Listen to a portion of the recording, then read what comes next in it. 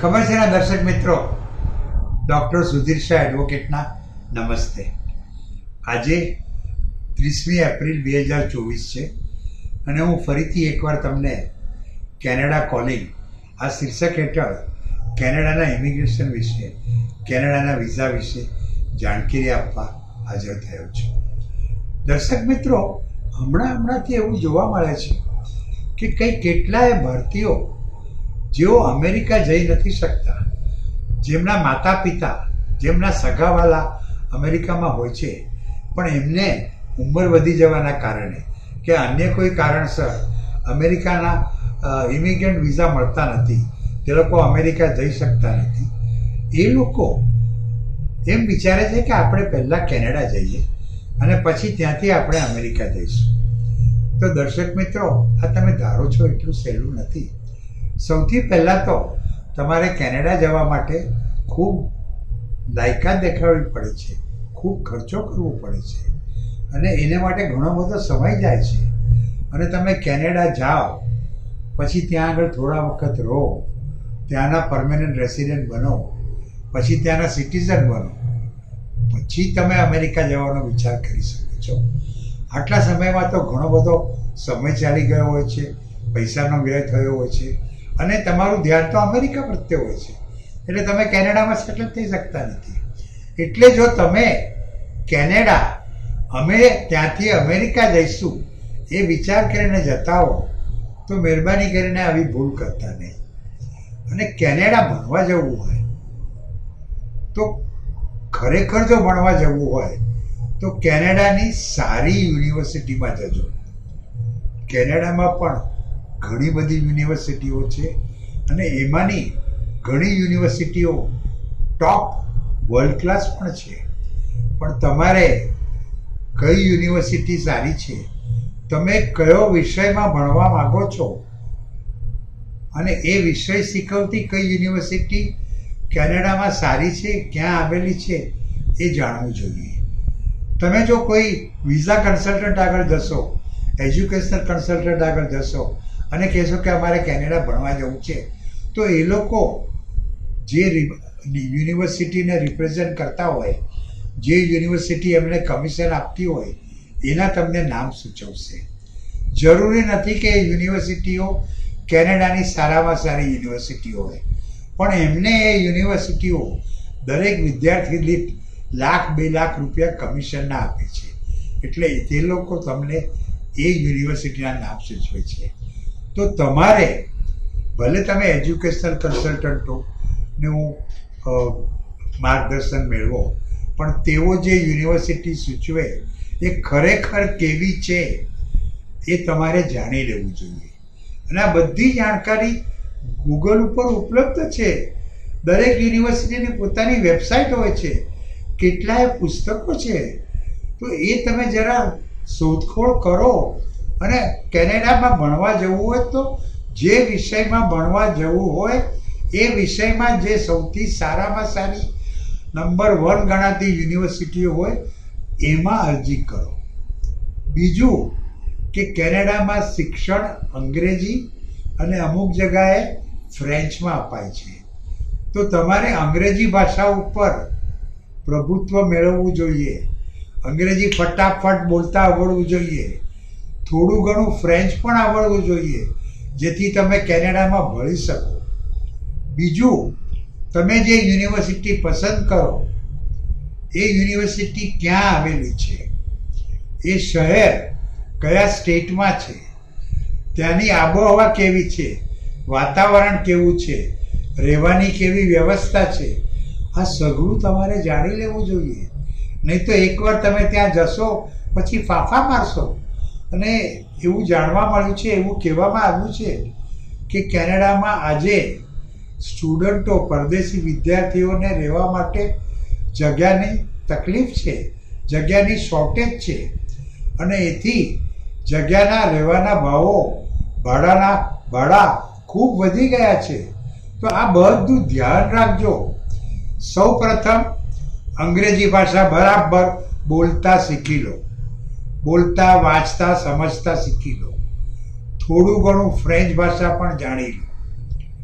પછી જે વિષયમાં કેનેડામાં ભણવા જવા ઈચ્છતા હો એ વિષયમાં કઈ કઈ યુનિવર્સિટીઓ આગળ પડતી છે એ જાણી લો.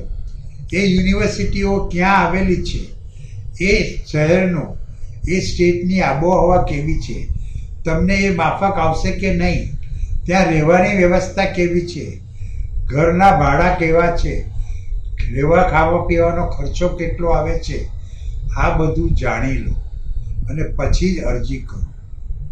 અને દર્શક મિત્રો, જો તમે ફક્ત એમ જ વિચારતા હો કે હું કેનેડા જઈશ ને ત્યાંથી પછી અમેરિકા જઈશ, તો મહેરબાની કરીને એ ખોટા ખ્યાલો મનમાંથી કાઢી નાખજો.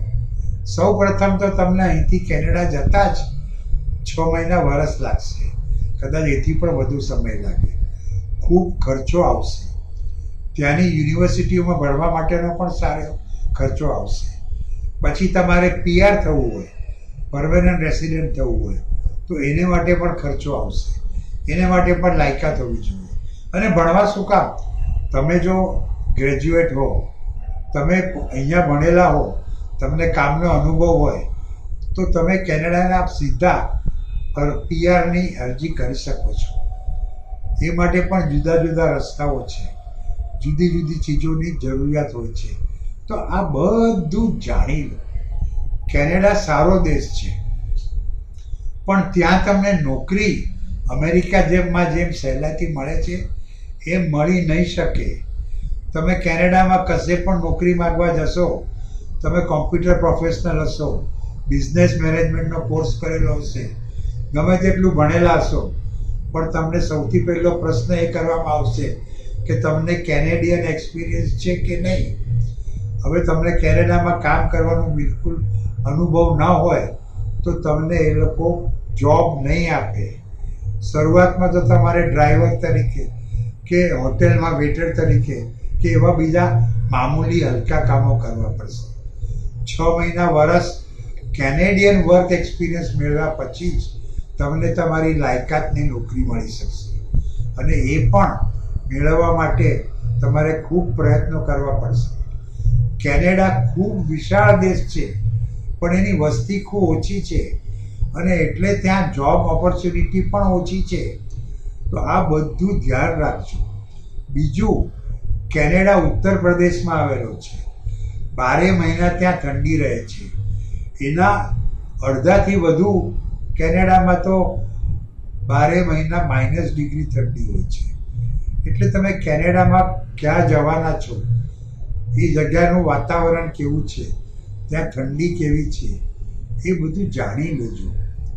દર્શક મિત્રો, કેનેડા ખરેખર સારો દેશ છે. ત્યાંની યુનિવર્સિટીઓ પણ સારી છે.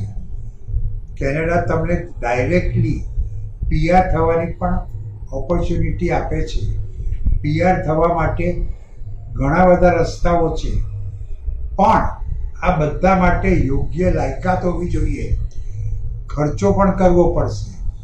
આ બધું તમારે પહેલેથી જાણી લેવું પડશે.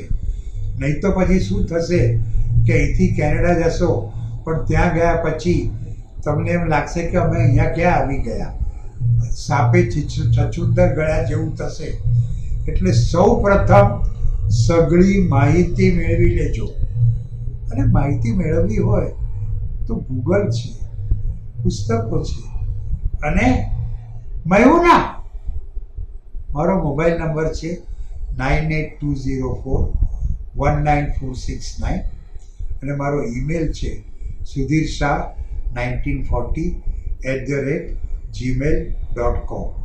કેનેડા વિશે, કેનેડાના સ્ટુડન્ટ વિઝા વિશે, સ્ટુડન્ટ પરમિટ વિશે, કેનેડાના PR વિશે તમને કંઈ પણ જાણકારી જોઈતી હોય તો તમે મારો કોન્ટેક્ટ કરી શકો છો.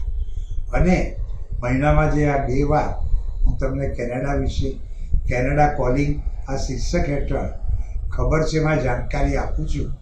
એમાં હું તમને આ બધી માહિતી તો આપતો જ રહીશ, પણ તમારે જો ખાસ મને કંઈ પૂછવું હોય તો યુ આર મોસ્ટ વેલકમ.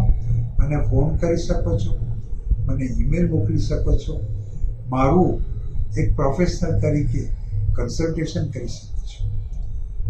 યાદ રાખજો, કેનેડા એમને એમ જવાનો વિચાર નહીં કરતા, બધી જાણકારી મેળવી લેજો અને પછી જ જજો. અને કંઈ પણ જાણકારી જોઈતી હોય તો મૂંઝાતા નહીં. મેં હું ના